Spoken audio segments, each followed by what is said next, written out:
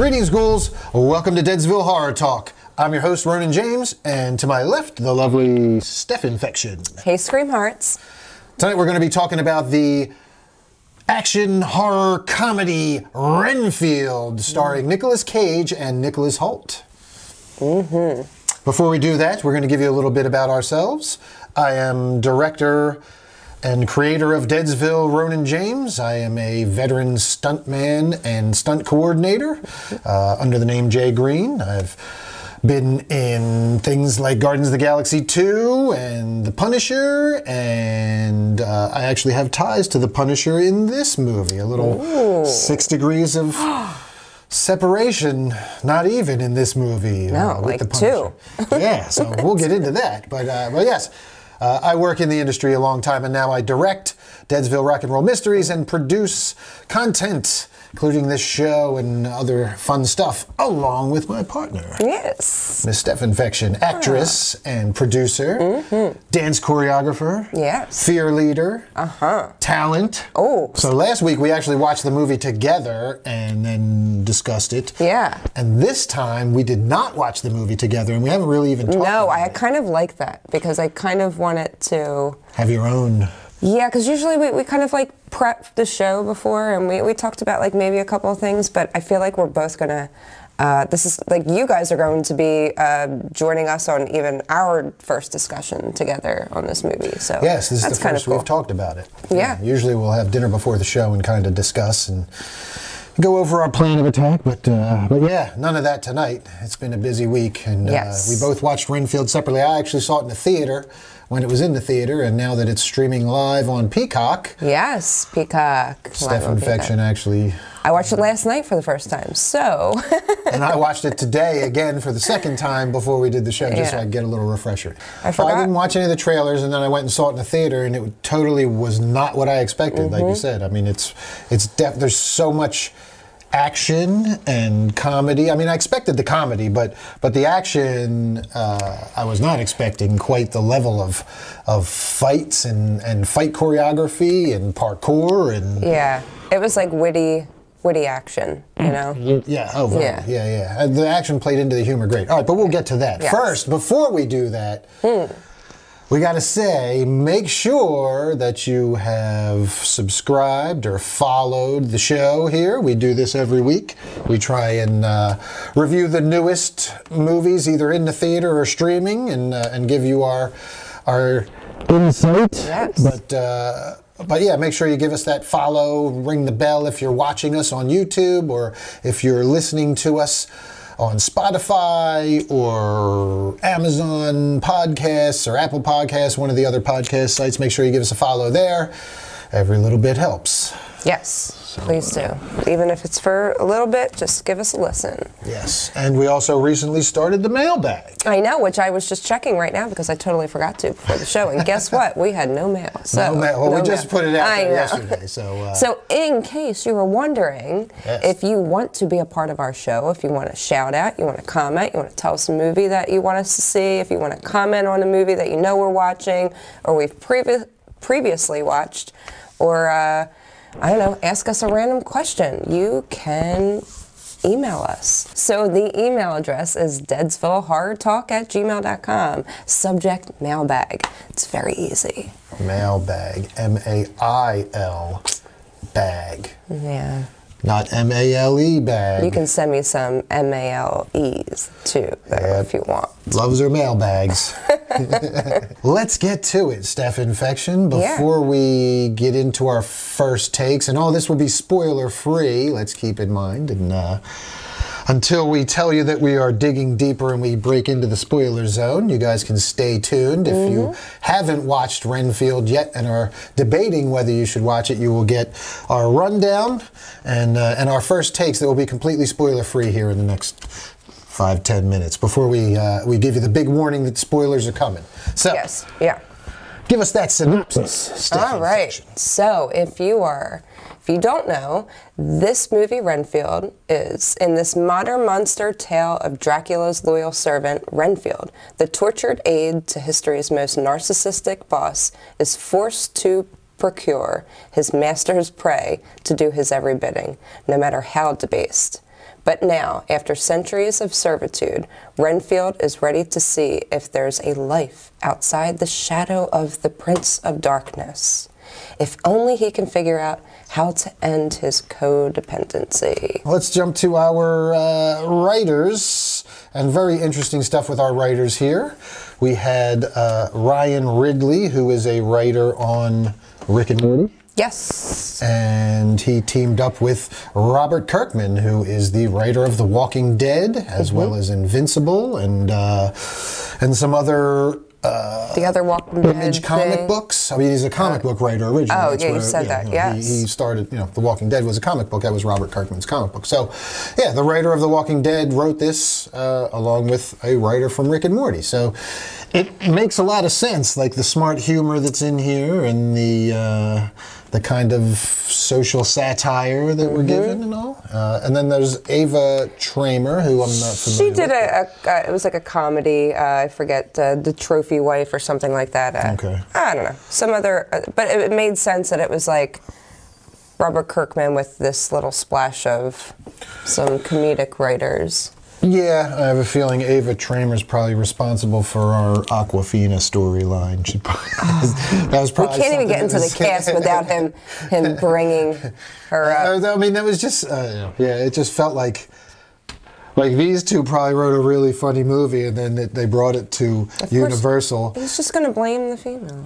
Well, I it's not see that. it. I mean, I guarantee you that Kirkman, he's the horror and action guy, and Ridley is the comedic guy. But when all this got in front of a desk of some Hollywood writer, and this is not really spoilers, but giving you a little bit into our first take, they were probably like, this is good, but we need a rewrite because there's no like romance or nothing. We need like we need like some kind of subplot here. And you know what? I got this script over here. It's about a female cop whose dad was killed in the mob. Blah blah blah blah. Stop it. And they just shoehorn that in there with the it's already written. That's the way it felt.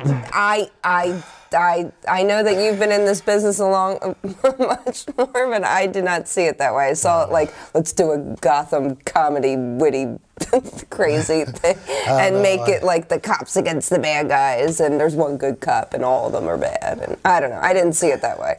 I mean, it was, we'll get into all that. You're giving spoilers away, but it was just like the whole subplot of the Awkwafina's whole subplot was just like the tropiest crap. All right, let's rewind a second. So let's move on to Chris McKay, Awkwafina just gets him so angry. Let's move on to Chris McKay. Chris McKay, director Chris McKay. Yes. Who has he actually was an actor and stuff. Some stuff as well, but he has done the Lego movie, the Lego Batman movie. The Tomorrow War I heard was good. I didn't see it. Yeah, he's directed 13.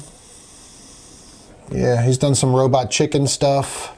Chicken Star Wars 3. Yeah. So, and I can kind of get a lot of new guys in the industry here. It's, we have like you said, like the one writer was a comic writer, and the Ryan. What's that? Ridley. He did Rick and Morty, and Chris McKay has kind of done like some animation. Like the movie gets that feel. It has that. The Lego Batman is definitely funny stuff. If you haven't seen, I guess I knew you hadn't seen any Lego Batman. So I've watched a few of them, and I didn't watch the original Lego either. It was the Lego stuff was funny. I mean, and there's a lot of, even though they're like kids movies, there's a lot of adult satire, humor in there as well that can be appreciated by adults when they have to sit through it with their kids.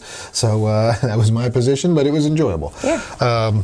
It was cool that this kind of group came together to do this. I just feel like that, as we get into now our first takes, we'll talk about after we get to our cast next, and then we'll get to our first takes. He is just. I am. Well, listen, you get to talk about the cast.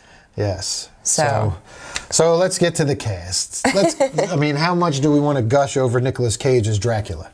So I was a little nervous, like, crazy Nick Cage Dracula going to be too comedic for me? And he was like absolutely perfect. So it's not your, your typical scary, eyes glowing and you're kind of getting sucked into thinking that you're going to actually be taken, like you're falling in love with him in a way.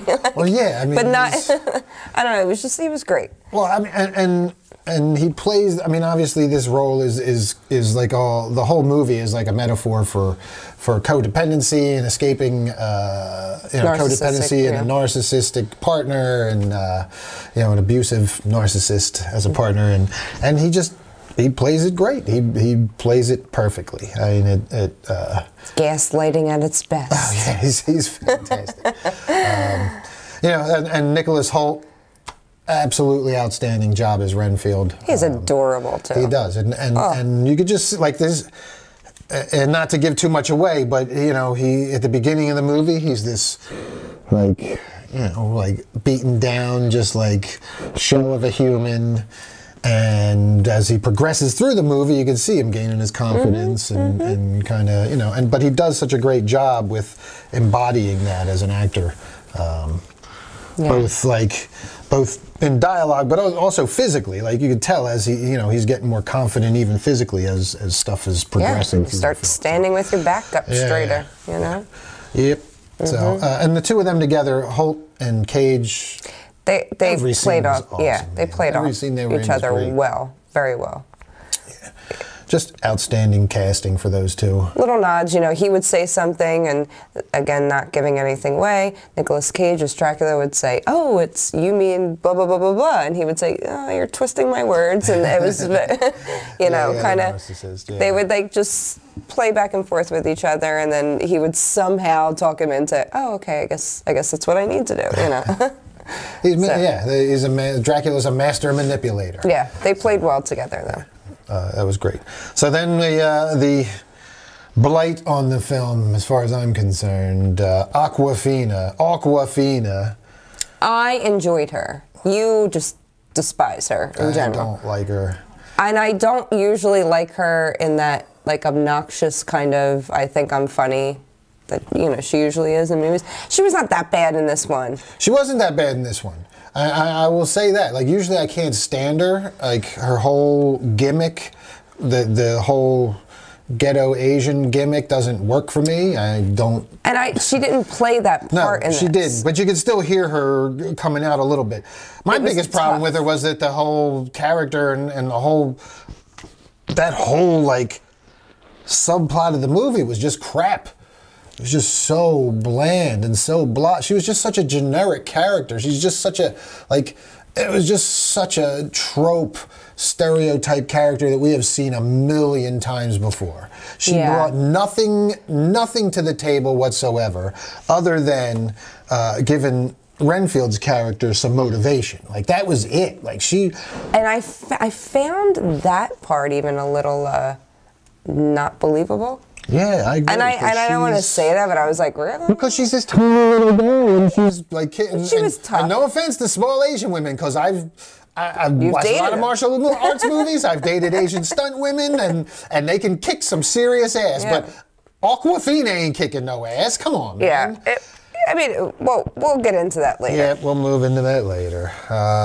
And then we had Ben Schwartz, who.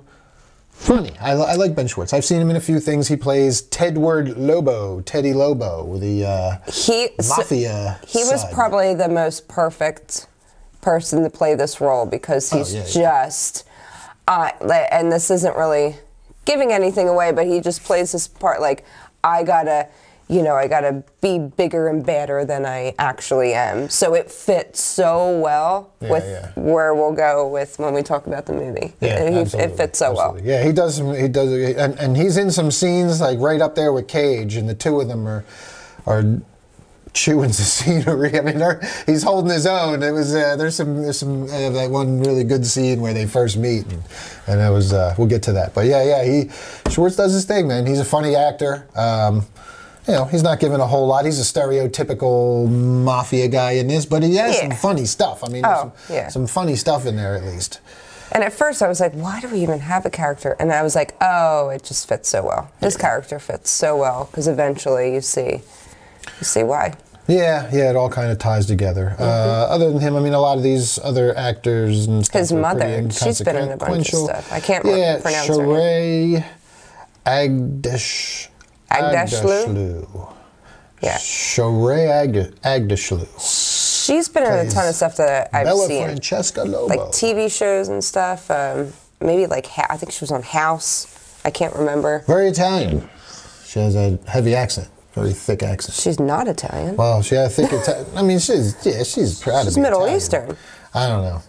She sounded like she had a real Italian accent. I mean, we had a couple other actresses. We had the Kate, the sister of Awkwafina's character, and a couple other people, but nobody else really consequential to the plot. All right, well, that does it for our cast.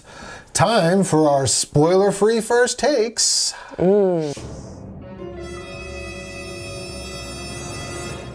You're first, as usual. I thought you said ladies first. Ladies first. You want me to go first this time? I mean, you want me to rant? No, you go. I don't even think I have a rant for this one. I think I'm gonna. I mean, Awkwafina's terribleness speaks for itself. I probably don't have to rant. Okay, and before he's going to rant, so I don't even know why he's lying to himself. My first take of this movie was I went into it not really wanting to watch a movie at the moment, and it, you just got to be in the mood. I wasn't really in the mood to watch a movie. I was doing things. I was like, all right, I got to watch this movie, and it just like captured me so quickly. It is fun. The action is amazing. Like, one of the best action, movies I've seen in like a couple of years. It was witty. It was. I thought the storyline was great. It was totally different, from what I was expecting and what I'm used to with a regular Dracula. But overall, I know we're not getting into recommending, but I recommend watching this. It's free now, especially, and I loved it. I thought, it's something that I would watch again because it was just like fun. It's a lot of fun. Yeah. And it's free to watch now where? Peacock. That's right. We forgot to give that to them. It's we did. Free now to watch. You forgot. I said it, but somebody said it. But we usually include that in the opening rundown. Free on Peacock. Free on Peacock now. You can check it out. All right. So, you recommend. I do. I also recommend this movie. I recommended it in my 1-minute movie review when I first saw it in the theater. I loved it, and it was not what I expected either. I expected dark comedy. I mean, I expected that part of it. I did not expect the Marvel-level action scenes that we got in this thing. Oh, crazy. That was a surprise. There was some gratuitous blood, some practical, a lot of it CGI.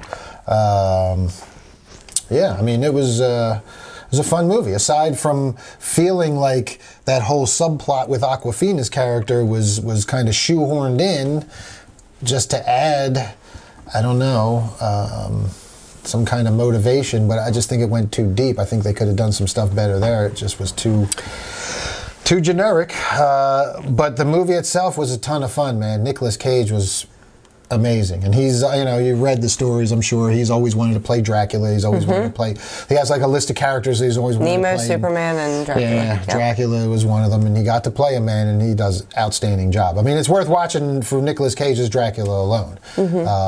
But Nicholas Hoult is amazing as well, and great together. And it's really Renfield's movie. That's why it's called Renfield. It's, you want more Nicolas Cage, but it's not a Dracula movie. It's a Renfield movie, and that's very apparent once they start moving along. So, yeah, I definitely recommend it too, especially now that it's free on Peacock. The cock. Free on the cock. Okay, you know what? Yeah. Why do you gotta always take it to that level? I'll take it there, baby. Take it to the cock. Okay. Anyway. All right, so those are our first takes, folks. Now we are going to dig deeper. This is the point where we break out the spoilers. Yeah, so if you care to be spoiled, tune out now. Tune out and then Hit go pause. watch it. Go watch the movie Peacock. on Peacock, and then come back. back and turn it back on. And you can hear all the spoilery stuff that we're about to talk about. You ready? I'm ready. Let me get all my notes here. So, here we go. we'll go through some scenes while we go through these. Let's dig deeper. So we're digging deeper. We open with Renfield in his meeting for the codependency with the other. He's quiet, kind of like a quiet.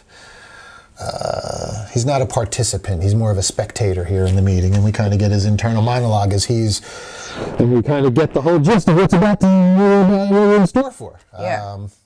You know, he's been going to these meetings to because he is codependent. He feels this codependency to Dracula. He kind of has been longing to get away from him, and Dracula's abusive and a narcissist, and he's found this group of other people who are also in abusive relationships. It's probably called like I'm dating a narcissist or something.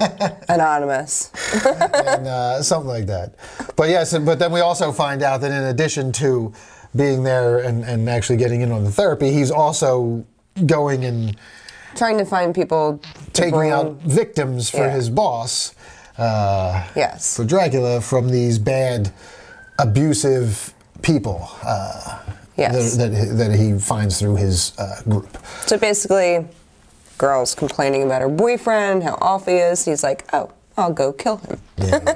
Yeah, so we get there. But first we get a little backstory. We get the introduction, and then we get the backstory of how they met. It started, and he, you know... Wined and dined him, brought him to theater, talked him into some stuff.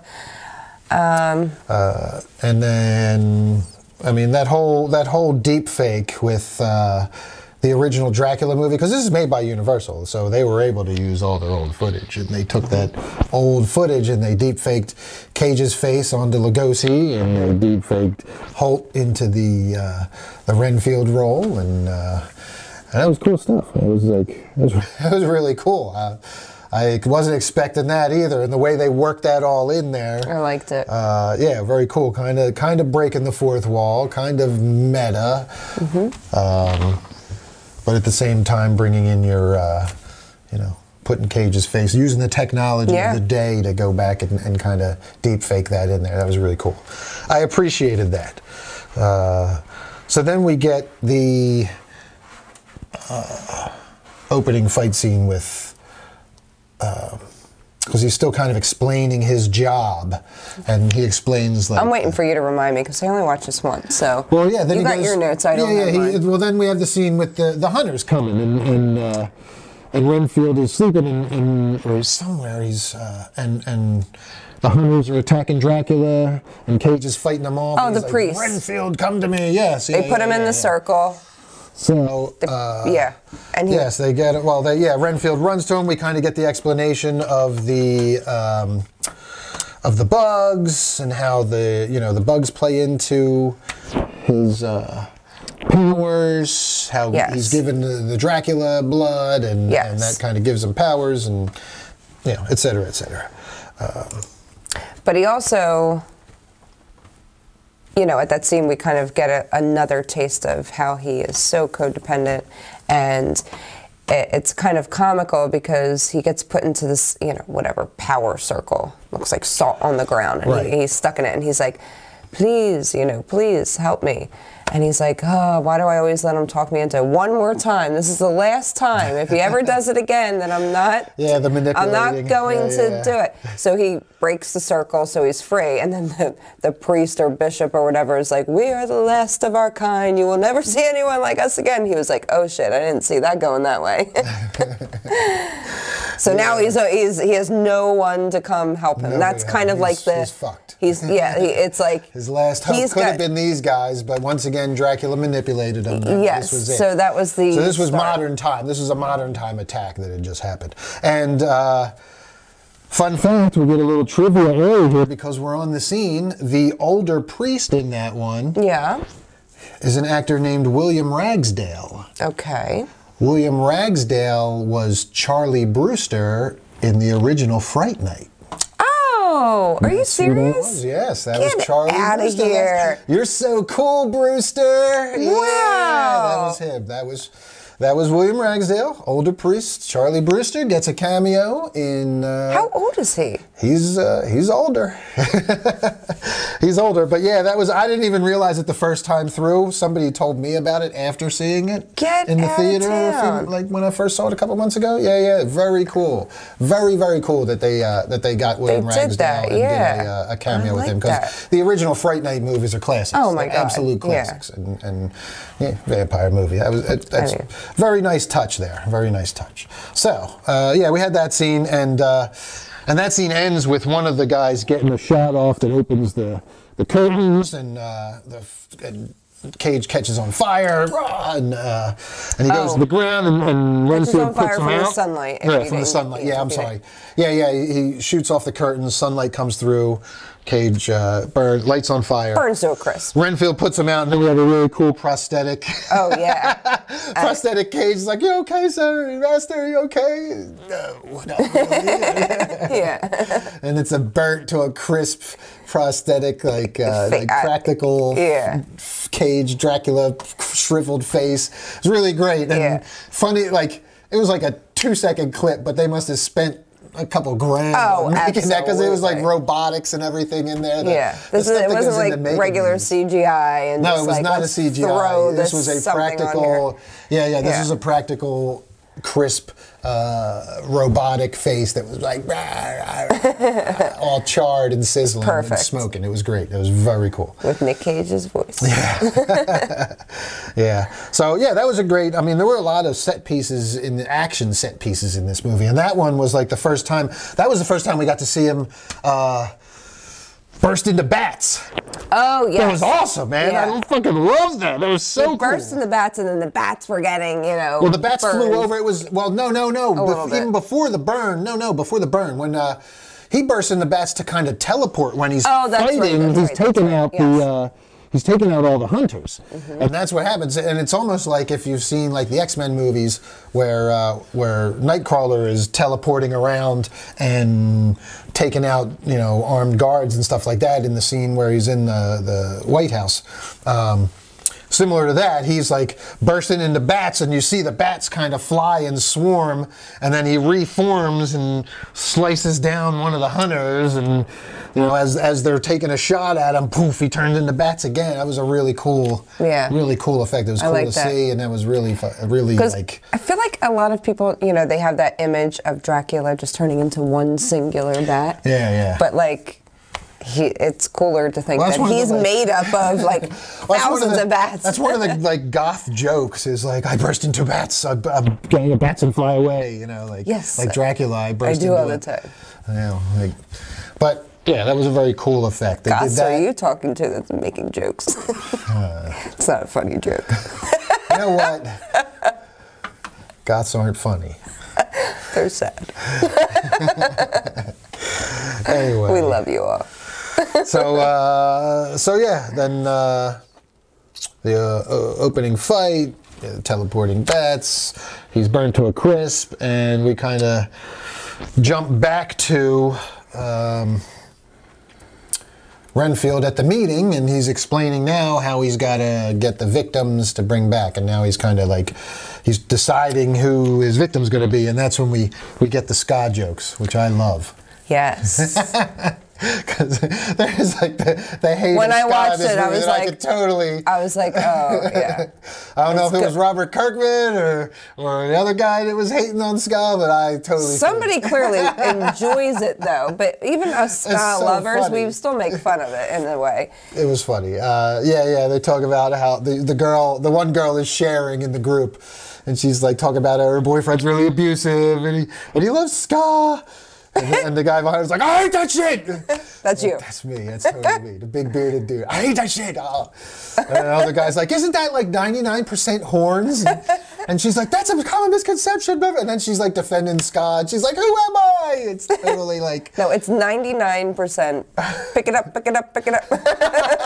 It's 99% annoying. I love it. That's what it is. 99% annoying. And then I love ska.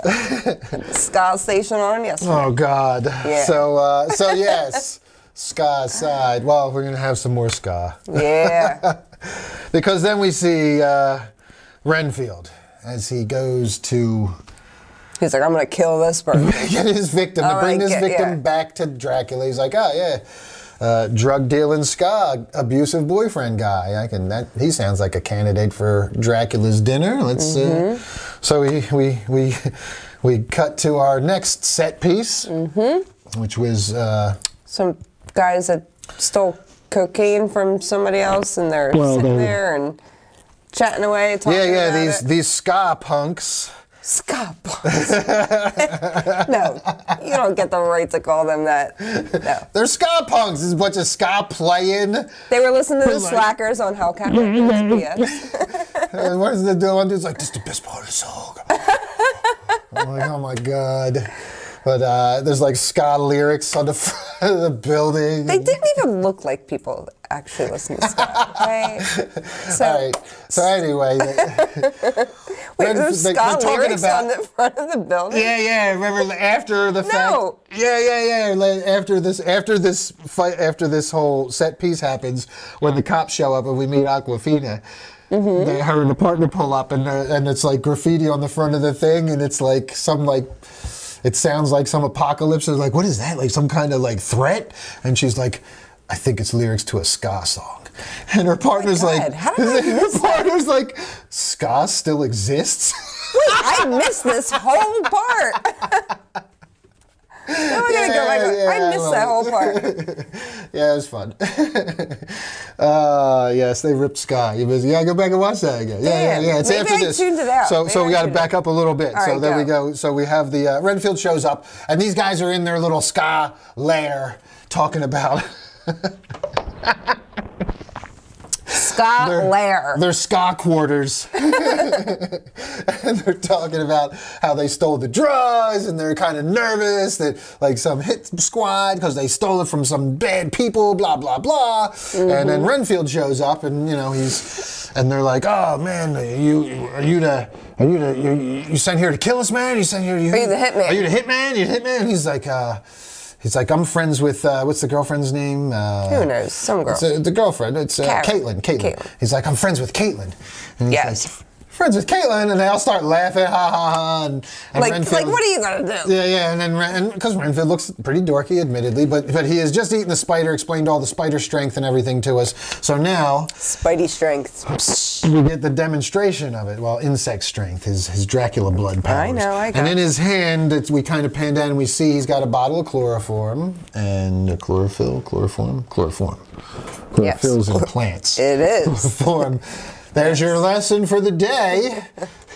Grammar lesson for the day. Chlorophyll is in plants. Chloroform knocks people out. In case the Casey Anthony trial didn't teach us all that. Oh, good. I don't watch that stuff. Anyway, that stuff. So it was a murder trial. Did a ska song kick on, and as he was kicking their asses. Anyway, Renfield goes into action, and we get our first taste of like some badass Daredevil. Yeah. Like if you watch the Daredevil Netflix series, it was like that kind of fighting, like some parkour, tricking, acrobatic, martial arts, off the fucking wall. Kudos to the stunt team. Matrix stuff. Kudos to the coordinator and fight choreographer, and we'll get into them later because I know who they are. And yes, I am very familiar with them, and we will talk about some of their work. And I didn't even know any of this going in, and it made so much more sense when I found out that Chris Brewster was the stunt coordinator. Let's talk about it real quick. Yeah, we can go into it real quick. So yes, Chris Brewster is the stunt coordinator on this, and if the name sounds a little bit familiar, he has been in a ton of Marvel stuff. He was the stunt double for Captain America for years, for Christopher Evans. Yes. And he's stunt doubled on Daredevil for Charlie Cox. He was one of his main doubles. And he's been in a ton of stuff. I mean, he's been in all the Marvel stuff. He's one of the main doubles that they go to. super high-level martial artist ever since he was, I think, 4 years old. I was reading in his bio. It's crazy. And yeah, my 2 degrees of separation, we both worked on The Punisher for Netflix. Not on the same episode, unfortunately. I didn't get to work with Chris on that, but you were both in 2 episodes each. Yes, we both did 2 episodes. We both worked on The Punisher. So yeah, I had my little Marvel moment. And he is one of Marvel's mainstay guys. So it made a lot of sense that these fight scenes were this kind of level, of this high level action. And these things are off the hook. The fight scene with I mean, he's taking these guys out, and we don't even get the kills yet. That was what was so cool about this. He's trying to preserve all these guys. So he's like doing the thing. It was almost Jackie Chan-ish with the... yes. With the rag. As he's catching faces and they're knocking out, and he's trying to lay them down. Threw one. Yeah, like trying to soften their head as they come to the ground.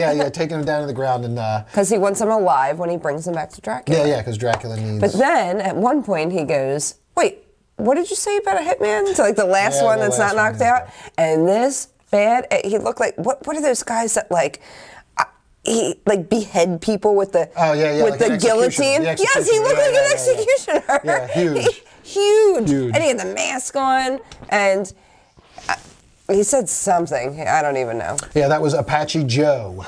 Because that's when we first get that's when we're first introduced to Teddy. That's when we meet Teddy. Because in the car. We come to find out that the people that the ska punks stole the cocaine from were this mafia, the Lobo family, and Teddy Lobo is the, son of the Don, the mom. Yeah. The mom Don. Is it a Don if it's a mother? If it's a woman controlling the mafia, is it still a Don? Dominique, is that what they call him? No, they don't. I'm just making that up. At any rate, that's when we meet Teddy Lobo. He's calling the shots, and he's like, "Yeah, I got Apache Joe on it," and so yeah. And you would never think that this guy could ever die. Like, he just looks like he could never die. Oh, well, yeah, and Renfield, so that's kind of the other thing, too. Like, I kind of got the feeling that Renfield almost didn't. Well, I mean, he knew he could do this kind of stuff. But there's a scene where, and it's a great shot, he punches his fucking head off. Like, they're going at it, him and Apache Joe go at it for a couple minutes, and he's dodging knives and stuff like that, and at one point he gets him, and he lifts Apache Joe up, and he's like, all out of knives, and he cuts his guts open, and his guts start falling out. Yes. And that was cool, too. That was a nice practical effect. They had the guts fall out, and he's like, oh, maybe not. Because he still feels pain, so I think he's like, shit, this guy is bigger than me, and he's also been beaten down and, traumatized by his narcissistic Dracula boss man, daddy. But he just, I think he just was like, crap, I actually have to, fight somebody, because he's not sure of himself. Once the guts go, he kind of gets fed up, and then there's just that punch. And his head goes knocks the head clean off. And it goes through the window and actually slams into Teddy's car. That was great, too. He's sitting there saying something about how Apache Joe's got it handled. And he, cuts his head and all of a sudden, bam! And his face is, right there. He's like, ah! Total bitch, screaming, just fucking floors it in his, he's driving, a nice, Dodge Challenger, like a Hellcat. But it was neon green and orange. It was orange. It was bright orange. Something like there was lights and it probably was a Hellcat. But yeah, he smashes some stuff getting out of there. And then that was the first, our first set piece for Renfield really doing his thing. We got the very first set piece was Dracula, and his was more of the special effects, and there was some really good wire work with him fighting the hunters and stuff like that, with him flying and then the bats and all that, and ripping and breaking necks. But this one was where we get to see Renfield do his thing for the first time, and yeah, it's impressive, man. It was really cool, and he even afterwards has some more confidence. And then he goes. Well, then he brings the dead bodies back to us. He does, and then we get. Well, actually, before that, we Teddy have going. Teddy going back to Oh yeah. That's he goes we meet Awkwafina for our first time. He goes to a DUI checkpoint and he's yelling out the window. Do you know who I am? I'm Teddy Lobo. Well, yeah. Before that, we meet Awkwafina because she's she's working the DUI checkpoint. Yes. So here's our introduction. So we're slowly meeting each character, each level, and this is our introduction to Awkwafina's character. She is Officer Rebecca Quincy. She's like a DUI checkpoint cop with her chubby partner, and you know, she's a go-getter. You could just tell she's sassy, and she doesn't want to be on this detail, and she doesn't want to be working traffic and stuff, and she wants to be out there. Yeah, she wants to fight crime. She wants to do it all. And get revenge for her dad and all that stuff. Well, that's why I think we kind of needed that like quick background for her to understand why she was fighting so hard to. We didn't really need it. It just didn't work for me, man. Because it's just such a played out. Like the whole idea. So we meet Awkwafina, and I'm just going to get into this. Is going to be my mini rant for the whole. Here we go. Because here we'll just get into it now. Because her whole shtick is just this. Again, it's like this Hollywood writer took some darts and threw them at a board and was like, oh, what should this character's backstory be? Cop. Dad was killed by the mafia. Wants revenge. Brilliant! I'm a genius. Let me pat myself on the back because I'm a Hollywood writer. I mean, it's just, how many times have we seen that before? Like, what? It couldn't have just been a cop who just felt a strong sense of justice? Like, her dad had to be killed by the Lobos, and her sister and her were estranged, and it's just all this, like, forced The sister thing, I didn't understand. That didn't fit. I get, the dad I liked because she seemed like I gotta be somebody. So I got why they said, look, you only are here because your dad was the best cop ever and he died. Okay, so that like gave it quickly. So I disagree with what you're saying. I thought that was kind of like, all right, I get it now, why she's trying to be too big for her britches. But the sister, that didn't, like, I guess if you had to establish trust when she brought like the DNA thing in one part in the movie, but nothing else actually fit for that. I mean, at the end they need the sister, but we'll get to that because she's a plot device. I mean, that's all half of these characters wind up being is plot devices. But we didn't so that a writer can write. Could have been anyone. Could have been like a best friend. It could have been. I mean, yeah, it could have been a love interest. Kid. Sure, it could have been. It could have been anything. But the sister is the trope, and the relative is the trope. We're love interest, one or the other. But again, it's just a cheap way out for writers in Hollywood that everybody, they don't have to do as much work because you as the audience are used to these things. They're called stereotypes and tropes and shit like that and cliches for reasons, because you guys get connected. Yeah, it's a lot less work that the writer has to do to connect you to the character.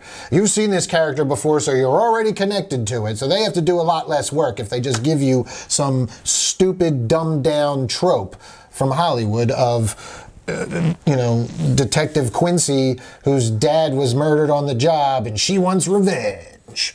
We're telling us all we're very shallow in our thoughts for movies. It's always something. Somebody died, somebody wants revenge, somebody's sad, somebody's traumatized, somebody, Well, and again, and not to say that they, there is a place for a character in there like this, but I just think they tried to do too much with her. I feel like, and this is going to come off, now I'm probably going to get some hate for this one. You can send the hate mail to, what is it again? DeadsvilleHorrorTalk@gmail.com. Send the hate mail there, because I'm about to be controversial. Ready? Uh-oh. I feel like they felt like there wasn't enough woman presence there wasn't enough, what's the word I'm looking for? Feminism? No. Representation. There wasn't enough female representation in the movie because it was Renfield a dude and Dracula a dude, So and we got the mafia dude, and they were like, man, this is a lot of dudes. We need some woman stuff in here. We need some women. We need a strong female. And then they do a disservice to real strong females by making their strong female a stereotype, dumbed down trope. She was not a very a good representation for like a female representation, like for a strong female. I mean, she was, but it was like you said, she was very shallow. The mafia mom, on the other hand, seemed very easy. I was like, oh yeah, I could totally see her just running shit in this mob. Yeah, like she was very believable as like a. So it's not that. And when we get to the mafia mom, I'll talk more about her because I really liked. There's a scene we'll get to. We'll get to that. But I like the mafia mom. I kind of wanted to see more of her and Cage together. Oh, yeah. Like when they first like meet. Making love? Did you not necessarily that? I kind of thought they were going to. I kind of thought there was going to be more flirting and stuff. The way that she kind of introduced and then I thought he was going to make her like his female, like his Mina. Like I thought. Yeah, I really did. I was like, I really wanted to see more of that. I would have rather she's seen going more to be of that explored and less of the Awkwafina stuff. But that's not what we got. So. Well, whatever. But again, and again, I don't want to stick on Awkwafina. No, I don't want to stick on Awkwafina because again, it's going to sound like I didn't like the movie. No, but she fit. She fit for what it was. Yeah, let's move on. Oh, right. So, yeah, so Teddy Lobo is in his car, and this is a hilarious scene when he pulls up. He's like, you know, I'm Teddy Lobo. And she's like, yeah, that's Teddy Lobo. And he's like, are you sure? And he's like, I'm Teddy Lobo. And he's like, I'm pretty sure that's him. and he's got like kilos. He's got kilos of cocaine. They're chasing him down the street. He's like, what did I do wrong? What he's holding them. And he's throwing them, and he's hitting them. One hits the partner in the face. He's like, cocaine. Why are you chasing me? What did I do wrong? He gets out, and this is how entitled he is. He gets out, and he's like, I got a prescription for all this. The prescription line was great. I got a prescription for this. What did I do? Why are you chasing me? Just carrying. He was hilarious. That was great. But that's where we first meet, Teddy Lobo, Awkwafina. And we get how he's just a goofy, like, F up. Just not. He's just hilarious. I wouldn't be surprised. Like, I was expecting him to have, like, cooler older brothers that, like, his mom was like, you're the worst child. Like, I was waiting for that. He's a fuck up brother. Like, I was like, oh, he's like the one that is trying to like live up to his cool brothers, and there was none of that. But I really felt like that they exist, like they have to be out there. There's definitely so, unless they're with a badass mom like that, as dumb as him and are dead now too. Because and we'll get into it, but further. But the entire movie, it was like he was trying to like prove himself to everyone, which including his mom. Yes, and it makes total sense at the end because I was like, is he just like a jacket? Like, why are we? Why do we have this jackass character? Is it just for comedy? And then I was like, oh no, it makes sense because he's like, I'm evil. Yeah. All right, well, we'll get there. We're skipping ahead here. Let's jump now to the scene where Renfield brings the headless body and the body's back to Dracula, who is in his lair now. And this is the first time we're seeing Dracula since he was burnt to a crisp.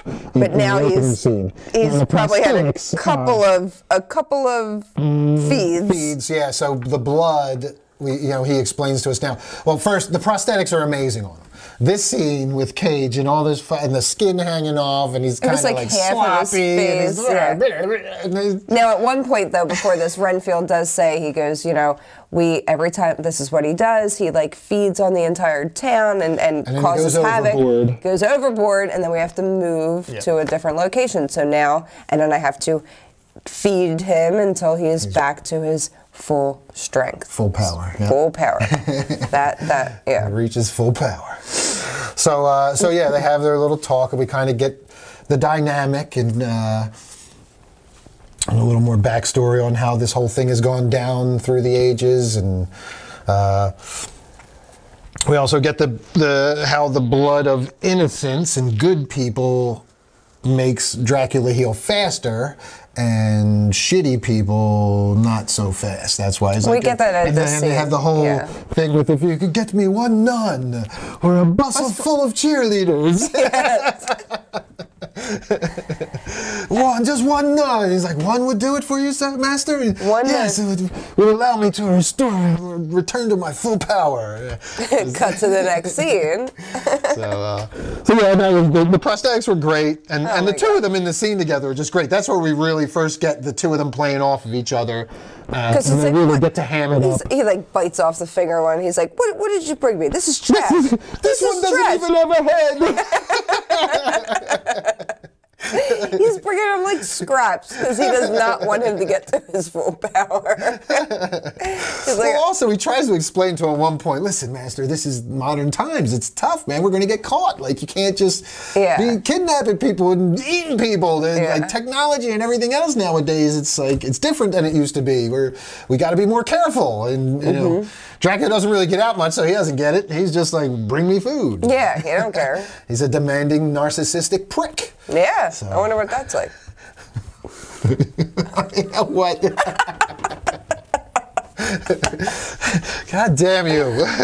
I got a boss. Didn't say anything. Anyway. So now we get Awkwafina's backstory. I forget how we even get into this, but the generic, is this her and her sister? This her and her sister running. Yeah. So this is where I think we meet her sister, and we get she brings a pen. Yeah, the pen to her. Maybe she's the try-hard, and we get the whole estranged sister, and it's just stupid and blah blah blah.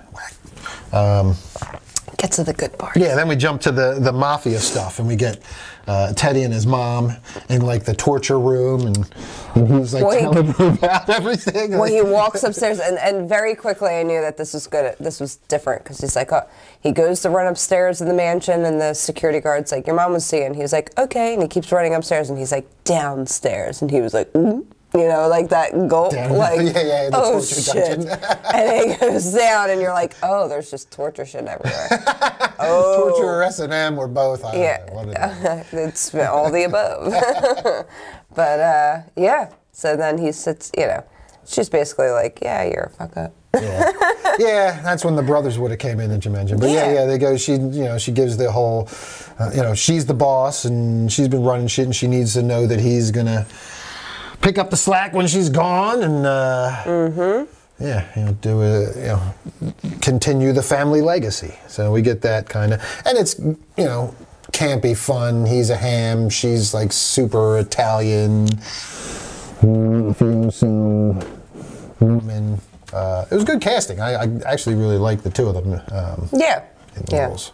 So very good stuff. So then we get. We get, then she also has that's when they have like the hackers doing the facial recognition thing, and they track them to the mutates. That's when that is? I thought that was later. That's coming up now. That's after Awkwafina's brought the pen to her sister. And the pen has the mutates on it, or mutate, or whatever that restaurant was called. Okay. Is on the pen. So now her and her partner are going there, and yes. Yeah, just the scene where I thought you were at a totally different part. No, Renfield goes, he's there after... This is when we get the nun and the bus of cheerleaders. Yeah. Yes. After the whole thing with being lectured by Dracula and telling him what he needs, and also Renfield's out and he's like kind of feeling sorry for himself and trying to figure out his next move and how he, his predicament, and he's also like very much like realizing and recognizing the patterns of abuse now too. Like he's going through the stuff, like everything's about trauma and patterns of abuse nowadays, and it's all worked in here. Isn't life? And that's what it is. Yeah, that's where we are nowadays. So it's all worked in there, and while he's sitting there, he's looking around, and there's nuns, and all of a sudden this school bus full of cheerleaders pulls up, and he's just like, they all get out. To be kidding me. Yeah. And so as he's about to, he gets his chloroform out, and he's like, man, And he's just thinking, one nun, and I can return to full power. And he's like, all right. And he's walking there. He's going to take somebody out. He's like going to take one of these good people out, one of these innocent people. And as he's about to, we see Awkwafina and her partner walking in because they're following up the lead from the pen. And he sees the cops, and that's when he kind of decides, he puts the... Sits down, sits back down, puts his stuff away, and kind of waits to see what plays out. And then a bunch of masked people. Unbeknownst to him, that's what had happened at in the previous scene. The mother tells Teddy to be a man and do something himself. So now he's come to take out Awkwafina's character. Him and the boys roll up outside of the restaurant, and they are there to take her out. She's like, "Hey, Teddy." And he rips off his... Yeah, they walk in mass and stuff, and his voice, he's just totally recognizes. He just knows right away. He's like, this is the moment that I got, oh, it's Gotham. Like, I was like, there's just like this entourage of thugs that are just running, and nobody cares. Like, nobody cares. Even like the cop, just nobody cares. Well, the cops are all in on it. I mean, we'll get to that, when we get to the cops as well. Gotham. But at this point, all the thugs come in, and they've got Awkwafina, and Teddy's talking to Awkwafina now. His mask is off, and he's threatening her, and she's like, "Go ahead, shoot me," and she stands up to him, and the whole time Renfield he's got the gun to her head. And she's like totally fearless and won't. He's telling her to like bow to him and to be essentially saying that he's her master is what he's essentially saying is what Renfield's hearing as he's cowering there. And Renfield has dropped his bugs, we see, and the bugs are now scattered, and he sees a fly by a plate. And but before, I think something important was something funny, I should say. She's like, "Shoot me. I don't think you've ever killed anyone ever." And then he's like, "Yes, I have. I've killed lots of people." And then one of his guys is like, "Want me to do it for you?" "Want me to do it, boss?" "Oh, yeah, I can do it, boss. I got no problem." He's like, "No, I got to do it. Shut up." Yeah. And that was very quickly, we knew that he's never actually done it. Yeah, it was a very telling sign. Again, it was all coming to the end of him trying to just be bigger than he actually is. Yeah. So he's got the gun where, and you think something might happen, but all of a sudden, out of nowhere, Renfield tackles him. Because he ate a fly. He ate a fly, and he powered up and burst into superhero mode and starts taking out bad guys. And again, we get treated to another insane... It is insanity, this fight scene. And this one ramps it up another notch, too. This one takes it up to the next level because we start getting a lot of blood in this one. Because the last one, he was trying to keep them alive. Yes. And we didn't get blood until he punched the head off, and that was like the one big bloody thing at the end. This one he's not holding back because these guys are all killers. These guys are all guns, and there's a bunch of innocent people in a restaurant. It's just crazy, and even just to sum it up at the end, even Awkwafina, Rebecca, she's like, "Did I see you take off a guy's both arms with 2 serving plates?" Did you amputate a man's arms with a serving plate? And he's like, "Yeah." Dish? She's like, "That was awesome." Yeah, and that was a great one. There's a lot of there's some great fight stuff in there, and they do. There is CGI blood, and I know that's a complaint for some people. Some people don't dig the CGI blood. I think they used some practical in there as well. I think it was a combination of both. I think we had some practical, and I think when they wanted to go over the top, they went with some CGI. Yeah, but I like that kind of. I mean, it kind of enhances, I think, and it also kind of was a little cartoonish at times. Like a Sin City. Yeah, because there were scenes where they had practical blood, and it was like they wanted to enhance it with the spray going into the lens, like it was hitting the viewer in the face. And a normal movie, I would not like this, but this was, like I said, it was more like, it was a little cartoonish. It felt like, I agree. Like, I didn't think that they were especially going for realism here. No, and that's why, like I said, Sin City, because it's like, you have like real characters, but almost like a... In Gotham, where... Gotham, yes, and I keep saying that. It's like caricatures, almost. Yeah, it's just this, like, where you see, like, real hit, but then the cartoon spray of blood, and I'm okay with that. So it was like, yeah, it was, yeah, Gotham and Sin City with Dracula. Yeah. So yeah, that set piece, kind of ends with Awkwafina and Renfield Oh, let's also... Smitten kittens. Yeah, kind of like, flirting and stuff. Yeah. Teddy gets away, of course. Teddy runs back out. Oh, yeah. Big baby. But yeah, so they... So yeah, they're kind of flirting. That's funny too. The bystander pops up. Excuse me, y'all. I don't know what this is. But can we get up? Yeah, that was perfect. Nice touch. I like all that little humor. Yeah, there were a lot of nice little. It wasn't like, again, this is very nuanced humor. There was like funny little quips and stuff in there that were really good, really clever, good writing. There's a couple I want to get to. Keep going. Yeah, I mean, and again, like. So I guess they're kind of trying to have that like romantic interest between the two of them, and she's kind of like like his motivation to become a hero because she calls him a hero, and that's the first time anybody has ever. That's what I mean, and I also think that just her overly, abundant strength and the way that she was. I agree. He was like, wow, you can be like this little woman and still be stand up to this big guy with a gun to your head. So it kind of gave him strength. So it was a love interest, but it was different, and that's why I liked her character. It wasn't too much for me. It made sense, No, I get it. I get the motivational aspect of it. I just felt like her backstory was probably. Yeah, I think they just had to. It was just too generic. It was just too. It's a tired trope, and we won't harp on that, but. We're going to keep it moving. But yeah, I mean, I just think it would have been more effective maybe if she was a deeper character, like coming from her, calling him a hero and all that kind of stuff. Yeah. Like, I get it. It still works. It's still effective. I just think it was needed, yeah. I just think it could have been better if she was a I have a feeling they had more and they took it out. I don't know. I feel because like even with the sister, I was like, what? Where?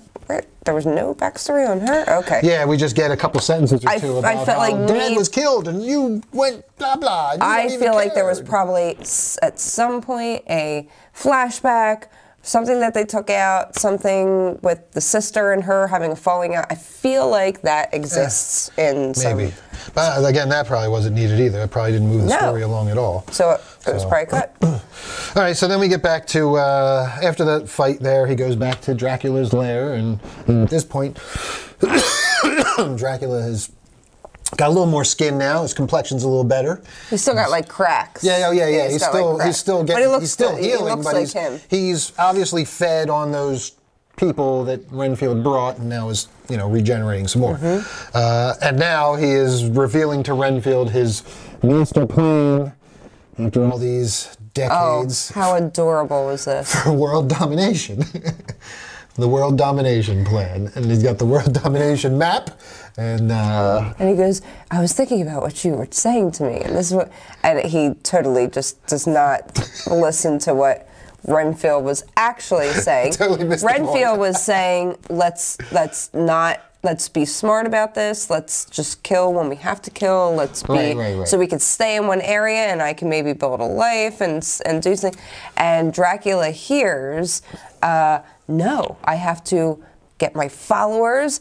And if anyone doesn't follow me and they're not evil, then I'm going to kill them. I'm a god. Well, yeah, what he says is, he said, I've been going about this all wrong. I'm a god. And gods don't bow to the laws of mortals. Mortals bow to the laws of gods. So I should run shit. Yes.